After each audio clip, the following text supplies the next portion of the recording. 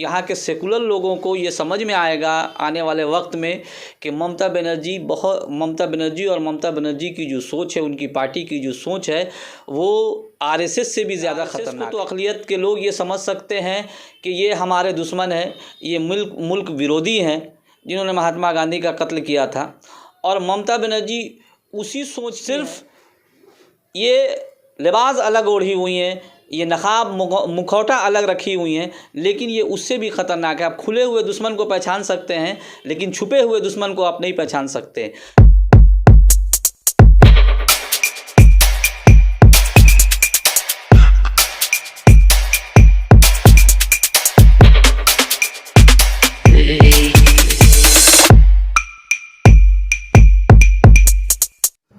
आदाब दोस्तों, मैं जावेद अख्तर और आप देख रहे हैं जनता टीवी हिंदुस्तान। हमारे साथ कांग्रेस के नेता और माइनॉरिटी कांग्रेस के चेयरमैन जनाब शमीम अख्तर साहब हैं। और आप जैसा कि जानते हैं, ये बहुत सरगर्मी से के साथ कांग्रेस के कार्यक्रम में हिस्सा लेते हैं। अभी हाल में जो चुनाव हुआ है इलेक्शन में, उसमें भी उन्होंने बढ़ चढ़ कर हिस्सा लिया था।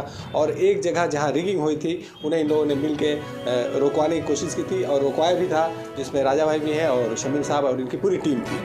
हम आज यहाँ बात करेंगे जो बंगाल में राजनीति बदलती जा रही है, जिस तरह से पूरे देश में मोदी कमनल लाइन पे खेल ले, उसी तरह से धीरे धीरे ममता बनर्जी भी उसी लाइन पे जा रही है। इसका रिज़ल्ट आपने देखा होगा। हाल में ममता बनर्जी ने कहा था कि जिस तरह से मोदी चाहते हैं कांग्रेस मुक्त भारत, उसी तरह ममता बनर्जी भी कांग्रेस मुक्त भारत और कांग्रेस मुक्त बंगाल चाहती है।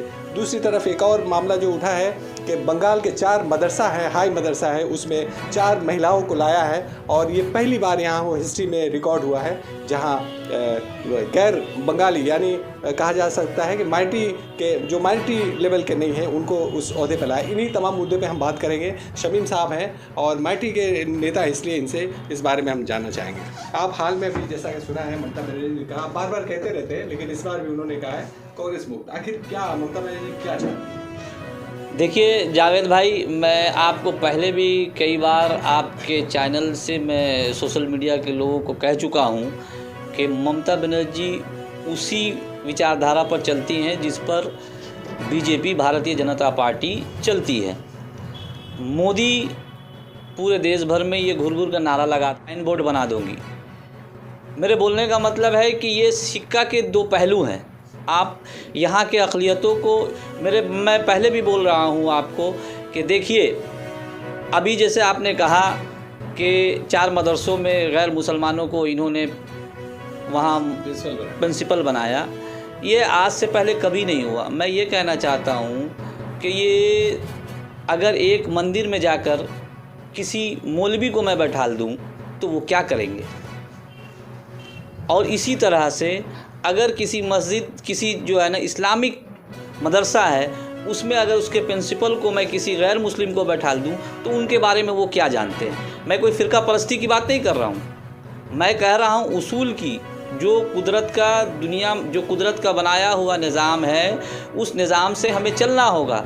आप सिर्फ ये मत दिखाइए, ये लोगों को गुमराह करेंगी कि देखिए मैं कितनी बड़ी सेकुलर हूँ। ये सेकुलर नहीं है, ये बल्कि अक़लियतों को ख़त्म करने की ये बहुत बड़ी साजिश है।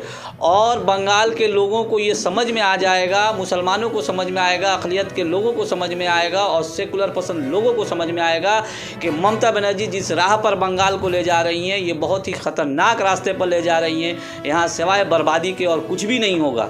और ये प्रधानमंत्री बनने का ये जो ख्वाब देख रही हैं, वज़ीर आज़म बनने का जो ये ख्वाब देख रही हैं, ये ख्वाब इनका पूरा नहीं होगा। ये भी जानती हैं, ये सिर्फ कांग्रेस को नुकसान पहुंचाने की ये कोशिश कर रही हैं। और कांग्रेस को ही नहीं, बल्कि आप ये देख लीजिए कि ये पार्टी, कल हमारी पार्टी का ये फाउंडेशन डे भी है 28 दिसंबर को। तो ये जो कर रही हैं, इसी कांग्रेस की पार्टी, कांग्रेस में ही इनका जन्म हुआ। पहली बार 1984 में जब इंदिरा गांधी का कत्ल हुआ, उसके बाद राजीव गांधी ने इनको टिकट दिया और उसके बाद ये कांग्रेस की, यूथ कांग्रेस की प्रेसिडेंट बनी, ये कांग्रेस की मिनिस्टर बनी और उसी कांग्रेस को ये ख़त्म करने की बात कर रही हैं। ये इतनी बड़ी एहसान फरामोश हैं ये कि आज सोनिया गांधी, वही सोनिया गांधी के शौहर राजीव गांधी जी ने इनको टिकट दिया था। राहुल गांधी के ख़िलाफ़ में ये खड़ी रहती हैं, इसलिए खड़ी रहती हैं ताकि आरएसएस और भारतीय जनता पार्टी को मदद मिल सके। और अभी हाल में आपने देखा होगा कि उन्होंने कहा कि ये ठीक है कि बंगला सभी को जानना चाहिए, लेकिन इसके आड़ में क्या उनका मकसद है कि जो उर्दू जान के पढ़े लिखे हैं उनको भी बंगला में कंपटीशन एग्ज़ाम देना हो तभी नौकरी मिलेगी। इस पर आप कुछ कहना चाहेंगे?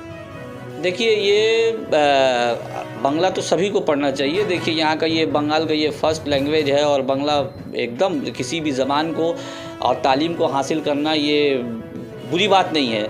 हमारे इस्लाम में भी है और सरकार दो आलम सल्लल्लाहु अलैहि वसल्लम ने कहा कि अगर तुम्हें इल्म हासिल करने के लिए चीन भी जाना पड़े तो तुम चीन जाओ। लेकिन कहने का मतलब है कि किसी ज़बान को आप उसके ऊपर में किसी ज़बान को मुसल्लत नहीं कर सकते। बंगला ज़बान यहाँ का पहला ज़बान है, यहाँ का फर्स्ट लैंग्वेज है, हमें भी पढ़नी चाहिए, हमारे अपने बच्चे को भी पढ़ानी चाहिए। उर्दू यहाँ की तहज़ीब है, उर्दू हिंदुस्तान की तहज़ीब है। और ममता बनर्जी ने 2011 के बाद जब मुख्यमंत्री बनी थी तो उन्होंने कहा था कि जहाँ 10% से ज़्यादा उर्दू बोलने वाले होंगे वहाँ सेकंड लैंग्वेज उर्दू होगा। मैं आज पूछ रहा हूँ 2011 के बाद से 2021 10 सालों में इस पर कोई भी काम नहीं हुआ। आप देख लीजिए जितने उर्दू स्कूल है उन सबों को ख़त्म किया जा रहा है। उर्दू का मतलब लोग ये सोचते हैं कि उर्दू जो है वो मुसलमानों की ज़बान है, नहीं, ये हिंदुस्तानियों की ज़बान है।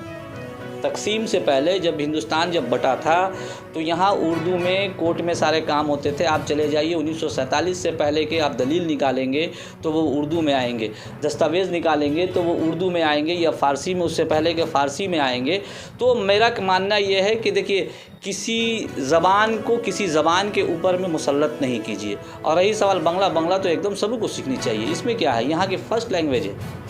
लेकिन आप जैसा कि जानते हैं बांग्लादेश जो लैंग्वेज की बुनियाद पे बना था और एक और भी मामला जो हुआ था महाराष्ट्र में, वहाँ मराठियों के लिए और बिहारी जो थे उनको निकाले। क्या ममता बनर्जी उसी पॉलिसी पे चल रही हैं क्या? देखिए, मैं बांग्लादेश और पाकिस्तान की बात नहीं करूँगा, मैं अभी हिंदुस्तान में हूँ और हिंदुस्तान की बात करूँगा। और आप देखते होंगे, शायद आपके पास अगर नोट होगा तो आप निकालेंगे तो उसमें उर्दू भी लिखा हुआ है, ठीक है। तो ये रीजनल पार्टी है और ये बंगाली की बात कर रही, बंगला ज़ुबान की, तो अच्छी बात है, बंगाली सभी को सीखनी चाहिए, मैं फिर कह रहा हूँ।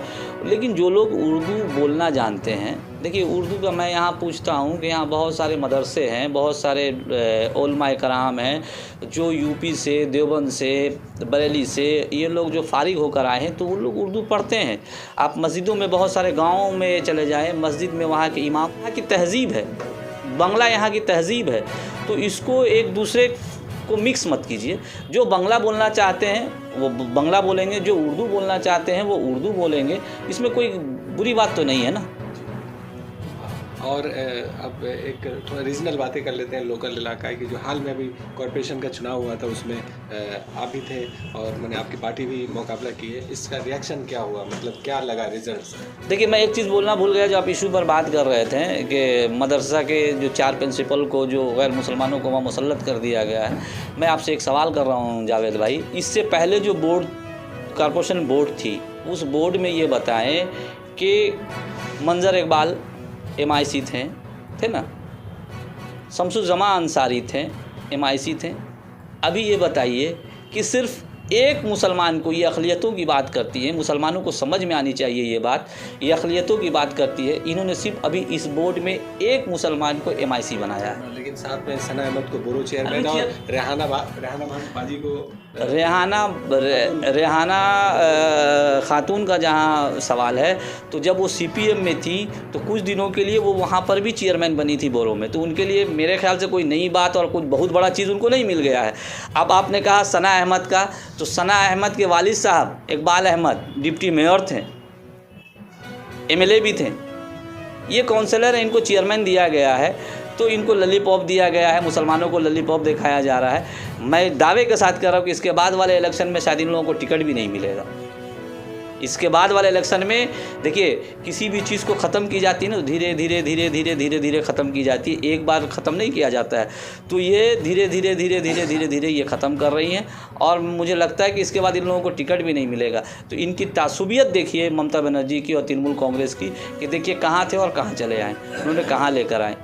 तो बहुत सारे ऐसे मुद्दे हैं जो मुसलमानों को खुद सोचना पड़ेगा अपने बारे में कि हमें बेदार होना होगा। हम सवाल करें, सिर्फ दीदी के नाम पर वोट ना दें कि दीदी दीदी दीदी। जिस तरह से हम 34 साल पीछे चले गए मार्क्सवादी कम्युनिस्ट पार्टी की सरकार के दिनों में, उसी तरह उससे भी पीछे हम जा रहे हैं। तो सोचना पड़ेगा कि कौन मुसलमानों के लिए, अक़लियतों के लिए बेहतर काम कर सकता है, उनकी हुकूक की बात कर सकता है, उनके एजुकेशन की बात कर सकता है, उसी के साथ आना चाहिए। और वक्त आ गया है कि अक़लियत भाई, मुसलमान लोग तृणमूल से बेदार हों और 2024 में राहुल गांधी को।